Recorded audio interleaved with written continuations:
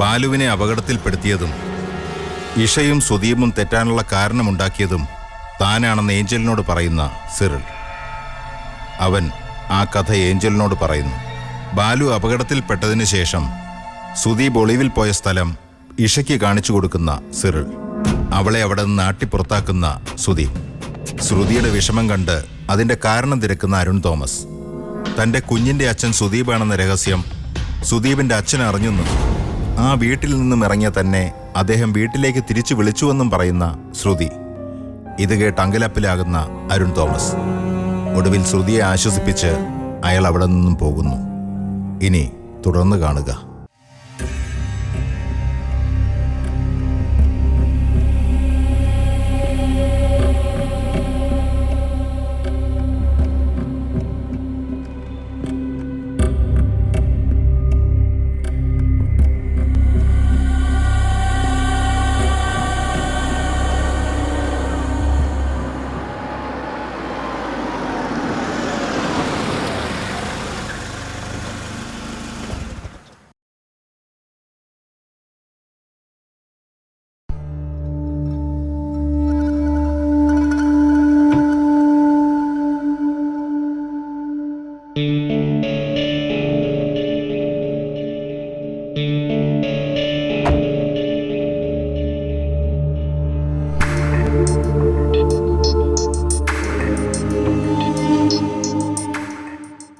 അച്ഛാ, അച്ഛാ, മാറടാ അവിടുന്ന്.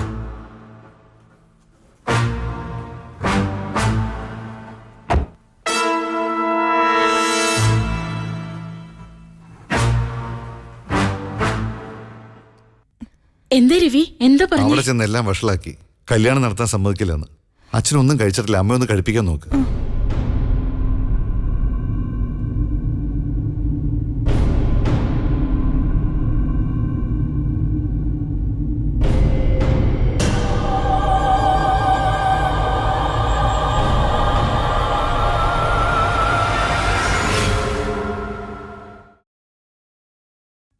എന്നെ ഭ്രാന്തനാക്കാൻ നടക്കുക എന്റെ പൊന്നുമോൻ. എന്നെ ഭ്രാന്തനാക്കും. ശരിയാ, സത്യം വിളിച്ചു പറയുന്നവൻ എന്നും ഭ്രാന്തനാ. എനിക്കറിയാം. ഇവൻ എന്നെ മെന്റൽ ഹോസ്പിറ്റലിൽ കൊണ്ട് കിടത്തി ഷോക്ക് അടുപ്പിച്ച് മുഴുവട്ടനാക്കും. സൗദേ, കല്യാണം വേണ്ട വേണ്ടാന്ന് ഞാൻ പറയുന്നത് വെറുതെ പറയുന്നതല്ല. വേണ്ടാന്ന് വെച്ചാ വേണ്ട. ആ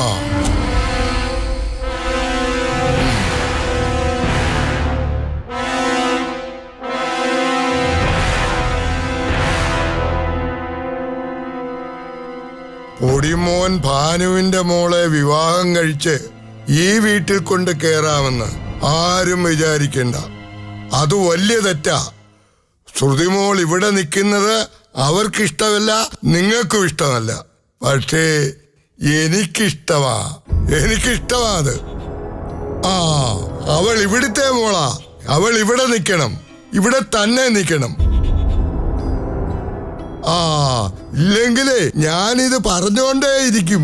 കല്യാണം നടത്താൻ സമ്മതിക്കത്തില്ല ഞാൻ. ഞാൻ പിച്ചും പേയും പറയുന്നതല്ല.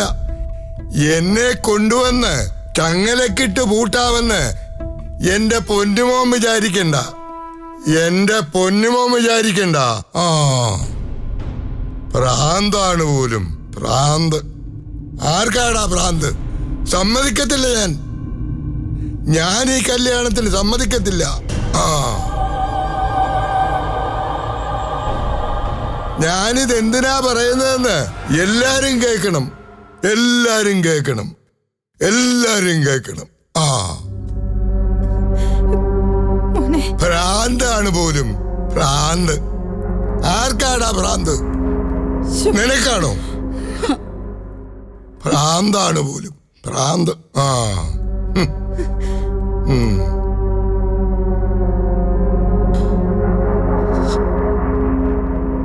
അമ്മ അങ്ങോട്ട് ചെല്ല്.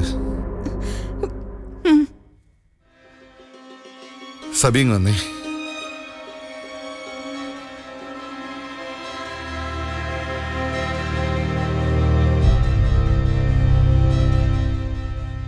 പിള്ളച്ചേട്ടൻ ഈ മരുന്ന് വല്ലതും കഴിച്ചായിരുന്നോ? കഷായമൊക്കെ താണ്ട അതുപോലെ തന്നെ ഇരിക്കുന്നു. ഞാനേ കുളിക്കാൻ കുറച്ച് വെള്ളം ചൂടാക്കാം. തലയിൽ ഇത്തിരി എണ്ണയൊക്കെ തേച്ചു കുളിച്ചാ നല്ല ഉറക്കം കിട്ടും. തലയൊന്ന് തണുക്കും. ആ, തലയ്ക്ക് തളം വെക്കുന്നത് ഭ്രാന്തന്മാർക്കാ. എന്റെ തലയ്ക്ക് തളം വെക്കാമെന്ന് ആരും വിചാരിക്കണ്ട. പിന്നെ തളയ്ക്കാമെന്നും.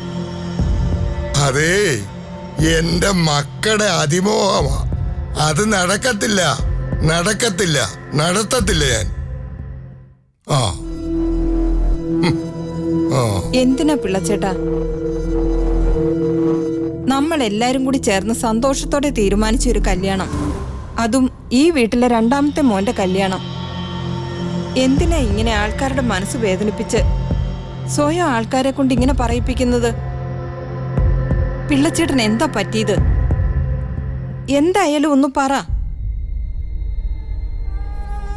നിനക്കത് മനസ്സിലാവത്തില്ല സൗദേ. സൗദയുടെ ശങ്കരൻ മരിച്ചുപോയില്ലേ? ശങ്കരൻ എപ്പോഴെങ്കിലും സൗദയെ വഞ്ചിച്ചിട്ടുണ്ടോ? ഉണ്ടോ? വേദനിപ്പിച്ചിട്ടുണ്ടോ? എന്റെ സരസ്വതിയെ ഞാനും വേദനിപ്പിച്ചിട്ടില്ല, അവൾ എന്നെയും. പക്ഷേ എന്റെ പൊടിമോൻ അങ്ങനല്ല. ആ പെങ്കൊച്ചില്ലേ ജയസുധ, അവൾ ചതിക്കപ്പെടും, വിഷമിക്കും, ഒരുപാട് കരയേണ്ടിയും വരും. പിള്ളച്ചേട്ടൻ എന്തൊക്കെയാ പറയുന്നേ? വെറുതെ ആവശ്യമില്ലാത്ത കാര്യങ്ങളൊന്നും ആലോചിച്ചു കൂട്ടണ്ട. നമ്മുടെ പൊടിമോനിപ്പോ എന്താ ഒരു കുഴപ്പം? അവനൊരു കുഴപ്പവുമില്ല, എനിക്കാ കുഴപ്പം. നിങ്ങൾക്ക് ആർക്കും എന്നെ മനസ്സിലാവത്തില്ല. സൗദ പൊയ്ക്കോ, എനിക്കിത്തിരി സമാധാനം വേണം. എനിക്കിത്തിരി സമാധാനം വേണം, സമാധാനം വേണം. ആ, എന്തെങ്കിലും കഴിച്ചായിരുന്നോ? എനിക്ക് വിശപ്പില്ല, ദാഹവുമില്ല, ഒന്നും വേണ്ട. ആരും ഒന്നും തരികയും വേണ്ട. സൗദ പൊയ്ക്കോ, പൊയ്ക്കോ സൗദേ, പൊയ്ക്കോ. ആ ആ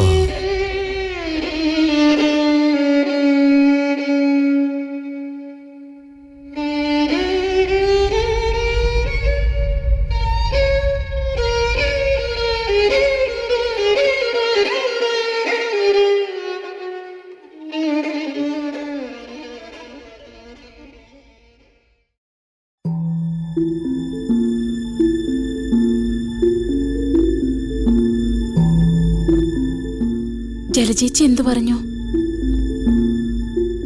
ശ്രുതി എവിടുന്ന് മാറ്റി നിർത്തുന്നതോടെ എല്ലാ പ്രശ്നവും തീരുന്ന നമ്മൾ വിചാരിച്ചേ. അച്ഛനവളെ പിടിച്ചു നിർത്തുന്നും അവൾക്ക് സപ്പോർട്ടാവുമെന്നും ഒരിക്കലും നമ്മൾ വിചാരിച്ചില്ലല്ലോ. ഇപ്പോൾ അച്ഛനവിടെ ചെന്ന് പറഞ്ഞിരിക്കുക ശ്രുതി ഇവിടെ നിൽക്കും, പോകാൻ പറ്റില്ലെന്ന്. കല്യാണം അങ്ങ് വേണ്ടെന്ന് വെച്ചോളാൻ. ജലജേച്ചിയും ഭാനുവേട്ടനും എന്ത് വിചാരിച്ചു കാണുമെന്ന് സഭയ്ക്ക് ഊഹിക്കാമല്ലോ. ഇപ്പോ എന്തു പറഞ്ഞ അച്ഛനെ വിളിച്ചോണ്ട് പോകുന്നത് ഇങ്ങോട്ട്? ഈ കല്യാണം നടക്കണമെങ്കിൽ എനിക്ക് അത് പറഞ്ഞേ പറ്റുള്ളായിരുന്നു. അച്ഛൻ പണ്ട് തൊട്ടേ ചികിത്സയിലായിരുന്നു എന്നൊക്കെ ഗതികെട്ട് എനിക്ക് പറയേണ്ടി വന്നു. പുറത്താരോടും സ്വന്തം അച്ഛനൊരു മനോരോഗിയാന്ന് പറയാൻ ഒരു മകനും ഇഷ്ടപ്പെടില്ലല്ലോ. എനിക്കതും വേണ്ടി വന്നു.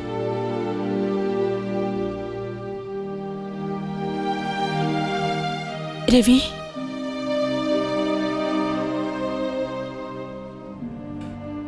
നമുക്ക് അച്ഛനെ ഡോക്ടറെ അടുത്തൊന്ന് കൊണ്ടുപോയാലോ?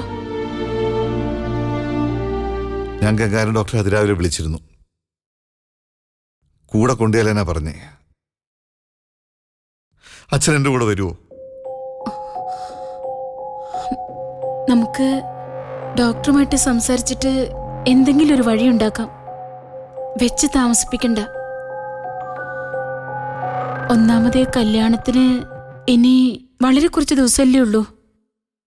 അതുമല്ല, ശ്രുതിയെ നമ്മളിവിടെ നിർത്തിയേക്കുന്നിടത്തോളം ഇനിയും പ്രശ്നങ്ങൾ ഉണ്ടാവാതിരിക്കോ? ഈ പൊടിമോൻ വാ തുറക്കാത്തതാ പ്രശ്നം. അവൻ അവളെ ഈ ബൈക്ക് കയറ്റി കൊണ്ടു നടക്കാതെ കാര്യം പറഞ്ഞ് മനസ്സിലാക്കിക്കൂടെ? നമ്മൾ പറഞ്ഞതുപോലെ ഹോസ്പിറ്റലിനടുത്തുള്ള ആ ഫ്ലാറ്റിൽ കൊണ്ട് നിർത്തിക്കൂടെ? നീ പറഞ്ഞ അവൻ കേൾക്കും. ഒന്ന് സംസാരിക്ക, കാര്യം പറഞ്ഞ് മനസ്സിലാക്ക. ഒന്ന് ചെല്ല് പ്ലീസ്.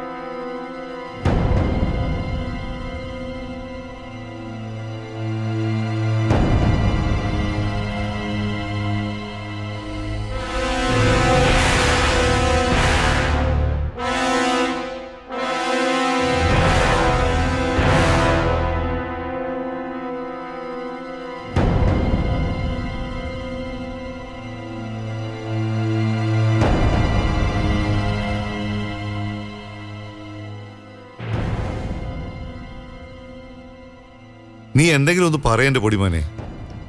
അച്ഛന്റെ മനസ്സിന് താളം തെറ്റിന്റെ കാരണം നമ്മൾ ആരെങ്കിലും ഒന്ന് അന്വേഷിച്ചോ? അതിന്റെ കാരണം നമുക്കെല്ലാം അറിയാവുന്നതല്ലേ. അമ്മ മരിച്ചപ്പോഴും ഇതേ സിറ്റുവേഷൻ ആയിരുന്നില്ലേ? അത് കുടുംബത്തിലൊരു ദുരന്തം ഉണ്ടായപ്പോഴാ അച്ഛന്റെ മനസ്സ് മാറിയത്. ഇപ്പൊ ഇവിടെ എന്ത് ദുരന്തം ഉണ്ടായത് അച്ഛന്റെ സമനില തെറ്റാൻ? അതിന്റെ കാരണം ശ്രുതി തന്നെയാ. അത് ഞങ്ങൾ കാണിച്ച കുഴപ്പമാ. ആദ്യമേ തന്നെ അച്ഛനോടെല്ലാം തുറന്നങ്ങ് പറഞ്ഞാൽ മതിയായിരുന്നു. അവൾ ഇവിടെ നിൽക്കുന്നതിന് അച്ഛന് സന്തോഷമായിരുന്നല്ലോ. ഇപ്പൊ അച്ഛൻ പറയുന്ന കേട്ടു കല്യാണം മുടങ്ങിയാലും കുഴപ്പമില്ല, ശ്രുതി ഇവിടെ നിൽക്കണമെന്ന്. അതാ പൊടിമോനെ പറയുന്നത്. മൊത്തത്തിൽ അച്ഛന്റെ മനസ്സൊന്നും അലഞ്ഞിട്ടുണ്ട്. അതിന്റെ കാരണം അറിയേണ്ടത്. ഞാനിപ്പോ എന്താ ചെയ്യേണ്ട രവിച്ചേട്ടാ, അത് പറയൂ. ശ്രുതി ഇവിടെ കൊണ്ട് നിർത്തിയത് നിങ്ങളാ, പറഞ്ഞുവിടാൻ നോക്കുന്നത് നിങ്ങളാ. അച്ഛന്റെ അമ്മയുടെ മുമ്പില് എല്ലാ കാര്യങ്ങളും ഒളിപ്പിച്ചു വെച്ചു. സുരഭിയുടെ അനിയത്തിയാണ് ശ്രുതിയെന്നും പ്രഗ്നന്റ് ആണെന്നും അവളുടെ ഭർത്താവ് ദുബായിലാണെന്നൊക്കെ നിങ്ങൾ പറഞ്ഞ് വിശ്വസിപ്പിച്ചില്ലേ? ജയസുധയുടെ വീട്ടുകാരെ അങ്ങനെ പറഞ്ഞ് വിശ്വസിപ്പിച്ചിരിക്കല്ലേ? ശ്രുതി ആരാണെന്നും എന്താണെന്നും എന്തിനാണ് ഇവിടെ വന്നിരിക്കുന്നതെന്നും നമുക്ക് 3 പേർക്ക് മാത്രമേ അറിയൂ. രവിച്ചേട്ടനും സവിതയെടുത്തേക്ക് എനിക്കും. രവിച്ചേട്ടനും സവിതയെടുത്തേയും വഴി വീണ് കിടന്ന ശ്രുതിയെ ഈ വീട് വരെ കൊണ്ടെത്തിച്ചില്ലേ? അനാഥ എന്ന് അവള് പറയുന്ന അവളുടെ കുഞ്ഞിനെ നിങ്ങൾക്ക് സ്വന്തമാക്കാൻ വേണ്ടി എഗ്രിമെന്റ് ഉണ്ടാക്കി ഇവിടെ താമസിപ്പിച്ചിരിക്കുകയല്ലേ? താഴെ ഇരിക്കുന്ന അച്ഛനും അമ്മയ്ക്കും ജലചേച്ചിക്കൊക്കെ ആർക്കെങ്കിലുമൊക്കെ ഈ യാഥാർത്ഥ്യങ്ങളൊക്കെ അറിയോ രവിച്ചേട്ടാ? അപ്പൊ എല്ലാ കള്ളങ്ങളും നിങ്ങൾ പറഞ്ഞ് വലുതാക്കിയിരിക്കുക. അതുകൊണ്ടാണ് നിങ്ങൾ ഇങ്ങനെ കിടന്ന് ശ്വാസം മുട്ടുന്നത്. പരിഹാരം പറ, നിങ്ങൾ തന്നെ പറ. നിങ്ങൾ വരുത്തി വെച്ചല്ലേ? ഞാൻ എന്താ വാ തുറക്കാത്തെന്നല്ല നിങ്ങളുടെ ചോദ്യം. ഞാൻ എന്തോ പറയണ്ടേ? എന്ത്?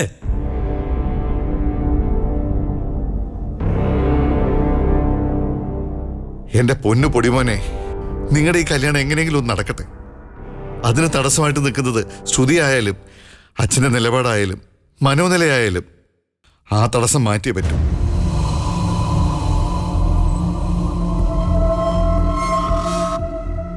ജലചേച്ചിക്കും ഭാനുവേട്ടനും സിറ്റുവേഷൻ ഏതാണ്ട് മനസ്സിലായിട്ടുണ്ട്. ശ്രുതി എവിടുന്ന് പറഞ്ഞു വിടുന്നുള്ള കാര്യം അറിയിച്ചാൽ മാത്രം മതി. അതോടെ പ്രശ്നങ്ങളെല്ലാം തീരും. ഇപ്പൊ ഞങ്ങൾ പറഞ്ഞ അവള് കേക്കില്ല. ഇന്നലത്തെ സീൻ നീ തന്നെ കണ്ടതല്ലേ? അതിനവള് പോകാൻ ഇറങ്ങിയതല്ലേ? അച്ഛനല്ലേ അവളെ പിടിച്ചു നിർത്തിയത്? അച്ഛനിപ്പോ ഒരു തടസ്സമൊന്നും അല്ലല്ലോ സബി.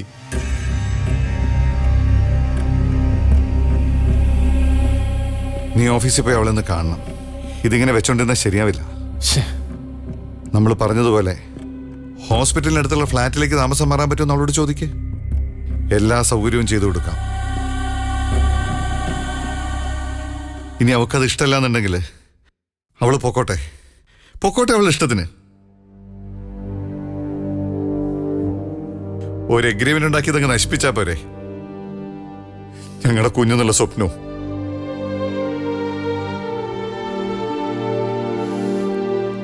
ദൈവം തമ്പുരാൻ കാണിച്ചു തരുന്നില്ല എല്ലാം. കൊടുത്തൊഴിവാക്കാം. ഇത്രയും നാളും കൊണ്ടുനടന്നതിനും പരിചരിച്ചതിനും കിടപ്പാടം കൊടുത്തതിനും എന്താന്ന് വെച്ചാ എടാ ഞാൻ നീ തന്നെ ഇടപെട്ട് സംസാരിക്കുമനെ. അല്ലാതെ വേറെ പരിഹാരമില്ല ഇതിന്. ശ്ശെ.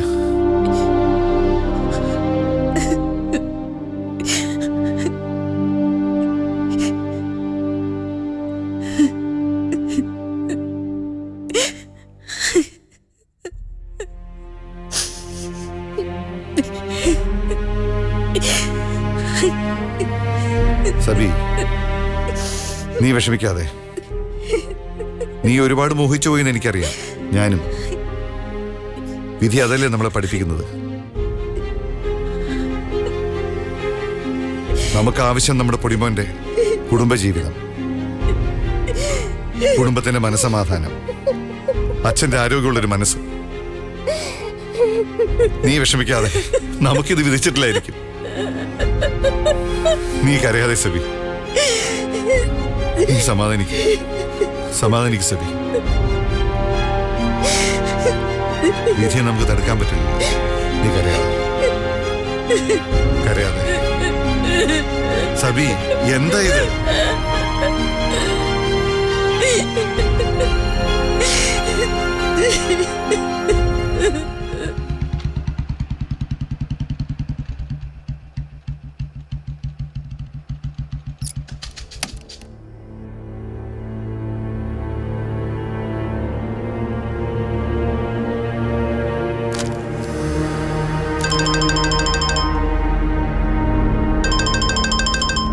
ഇത് MD-യുടെ ക്യാബിനിൽ വെച്ചു.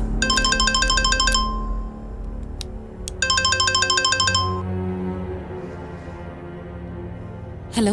ഹലോ, എനിക്കൊന്ന് കാണായിരുന്നല്ലോ. എന്താ കാര്യം? അത് നേരിൽ പറയാനുള്ളതാ. എനിക്ക് ഓഫീസിൽ കുറച്ച് തിരക്കുണ്ട്. ഇത് കുറച്ച് അത്യാവശ്യ. എനിക്കിപ്പോ തന്നെ സംസാരിക്കണം. അത് വീട്ടിൽ വരുമ്പോ സംസാരിക്കാം. വീട്ടിൽ വെച്ച് സംസാരിക്കേണ്ട കാര്യമല്ലേ ഇത്? ഞാനിവിടെ താഴെ നിന്റെ ഓഫീസിന് മുമ്പിലുണ്ട്. ഓഫീസിന്റെ താഴെയോ? യെസ്, വളരെ അത്യാവശ്യ. വേഗം വരൂ. അതിന്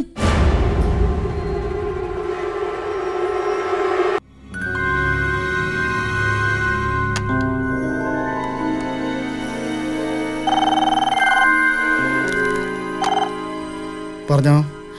സാർ, സുദീപ് വിളിച്ചിരുന്നു. താഴെ നിപ്പുണ്ടെന്ന്. ആ, ഞാൻ പറഞ്ഞില്ലടോ കാര്യങ്ങള് അലേർട്ടായിട്ടിരിക്കണെന്ന്. തൻ്റെ ക്യാബിനിലേക്ക് വന്നേ. അവനെ കാണുന്നതിന് മുമ്പ് ചില കാര്യങ്ങൾ എനിക്ക് ബ്രീഫ് ചെയ്യാനുണ്ട്. ശരി സാർ.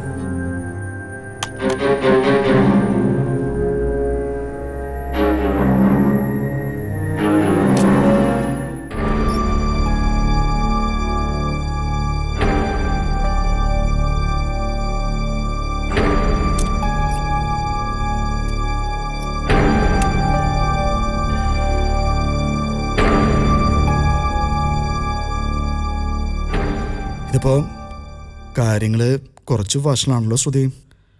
ഇവിടെ സുദീപിൻ്റെ വീട്ടിലെയും ജയസുധയുടെ വീട്ടിലെയും താളം തെറ്റി അല്ലേ? എന്നുവെച്ചാൽ സുദീപിൻ്റെയും ജയസുധയുടെയും കല്യാണം ഏതാണ്ട് ഫ്രീസറിൽ വെച്ചത് മാതിരി തണുത്തുന്നു സാരം.